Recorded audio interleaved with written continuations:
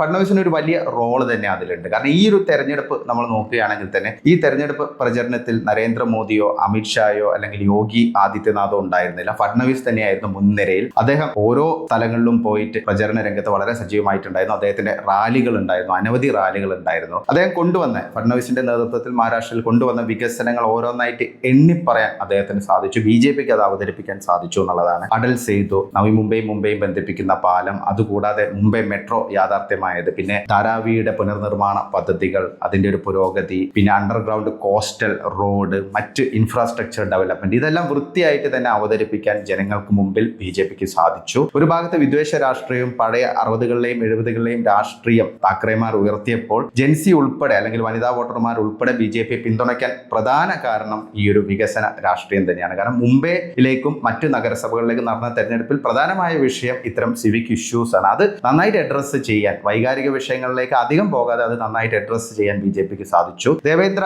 ഫഡ്നവിസിന്റെ ഒരു ലീഡർഷിപ്പ് ജെൻസി ഉൾപ്പെടെയുള്ള വിഭാഗക്കാർക്കിടയിൽ BJPക്ക് കൂടുതൽ പിന്തുണ ലഭിക്കാൻ കാരണമായിട്ടുണ്ട്. ഒരു മോഡേൺ ആയിട്ടുള്ള ഒരു CM എന്നുള്ളൊരു ഇമേജിലേക്ക് മാറാൻ ദേവേന്ദ്ര ഫഡ്നവിസിന് സാധിച്ചിട്ടുണ്ട്. കാരണം മഹാരാഷ്ട്ര ഒരുപാട് മാറിയിരിക്കുകയാണ്, മുംബൈ ഒരുപാട് മാറിയിരിക്കുകയാണ്. അപ്പം പുതിയ ജനറേഷന്റെ താല്പര്യങ്ങൾ, അവരുടെ ആസ്പിറേഷനും മനസ്സിലാക്കിയിട്ടുള്ള ഒരു പ്രവർത്തനമാണ് ഫഡ്നവിസിന്റെ ഭാഗത്തു നിന്നുണ്ടായിരിക്കുന്നത്.